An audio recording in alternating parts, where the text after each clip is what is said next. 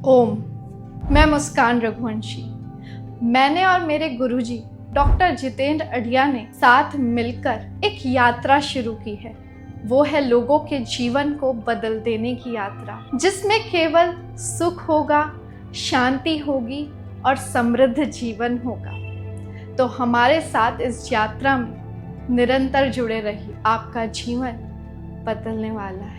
पतंजलि योग सूत्र की इस पवित्र यात्रा के 16वें अध्याय में आप सभी का हार्दिक स्वागत है।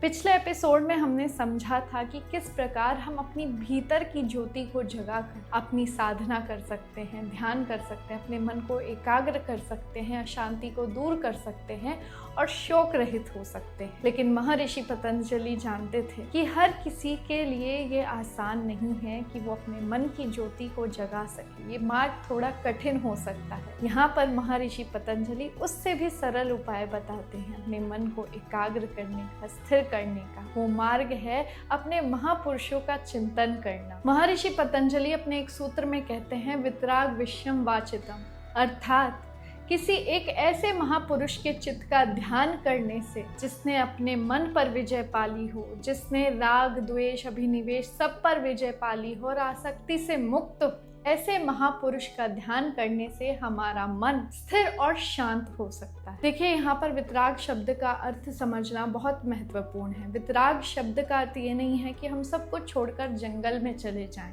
संसार छोड़ दें। वितराग का अर्थ है कि संसार में रहते हुए भी उसके आकर्षण और विकर्षण का दास नहीं होना। देखिए, महर्षि पतंजलि कहते हैं कि जिस व्यक्ति के पास घर भी हो, परिवार भी हो, सुख शांति सब हो, लेकिन वो उसका अहंकार ना करे, उसका दास ना बने, वह व्यक्ति अपने मन की स्थिरता पर टिका रहे। यही वितरागता है। जरा सोचिए, जब आप सारा दिन किसी नकारात्मक व्यक्ति के साथ रहते हैं जो हमेशा दूसरों की बुराई करता रहता है, हमेशा नकारात्मक सोच रखता है, तो आपका भी मन अपने आप नकारात्मक सोचना शुरू कर देता है। लेकिन इसी के विपरीत यदि हम किसी महापुरुष के साथ रहते हैं जो हमेशा प्रेम पूर्वक रहता है, प्रेम पूर्वक बातें करता है, अच्छा अध्ययन करता है, अच्छा स्वाध्याय करता है, अच्छी बातें करता है, तो हमारा मन बिना किसी उपदेश के भी शांत होना शुरू हो जाता है। और इस सूत्र का अर्थ महर्षि पतंजलि यही बताते हैं कि जैसी हमारी संगति होती है, हम वैसा ही रंग रूप धारण कर लेते हैं। यदि हमारी संगति नकारात्मक है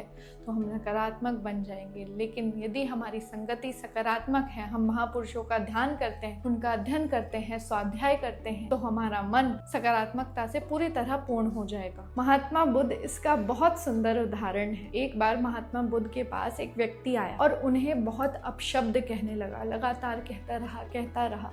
महात्मा बुद्ध शांत रहे, उन्होंने कुछ नहीं कहा, मुस्कुराए।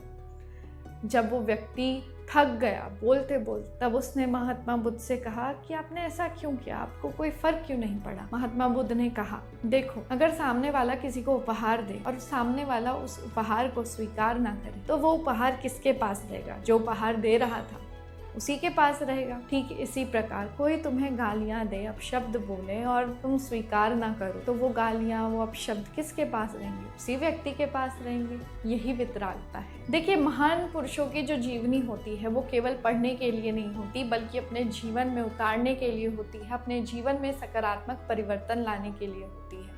यदि आप भगवान श्री कृष्ण को मानते हैं तो आप उन्हें पढ़िए, यदि भगवान श्री राम को मानते हैं उन्हें पढ़िए, यदि आप महर्षि दयानंद सरस्वती को मानते हैं उन्हें पढ़िए, यदि आप पतंजलि को मानते हैं तो उन्हें पढ़िए। आप जिसको भी मानते हैं उनका अनुसरण कीजिए। जितने भी महान पुरुष रहे, उन्होंने अपने जीवन में जो कुछ हासिल किया है वो हम भी प्राप्त कर सकते हैं यदि हम उनके सानिध्य में रहें, उनका ध्यान करें, उनकी साधना, आराधना, उपासना करें, तो हमारा चित्त एकाग्र हो सकता है, हमारा मन शांत हो सकता है। आज का ये अध्याय आपको कैसा लगा कमेंट्स में ज़रूर बताइएगा और इस वीडियो को लाइक, शेयर और सब्सक्राइब करना ना भूलिएगा। और आज का आपका अध्ययन यही है कि आप महापुरुषों का अध्ययन कीजिए। जिस भी महापुरुष में आपकी श्रद्धा हो, जिनके साथ आप रिलेट कर पाते हो कि हाँ, इनको पढ़ने से मुझे एक आत्म साक्षात्कार अनुभव होता है, आप उन महापुरुषों का अध्ययन कीजिए, स्वाध्याय कीजिए, आपके जीवन में सकारात्मक परिवर्तन आ सकता है। मिलते हैं अगले अध्याय में। ओम शांति शांति शांति।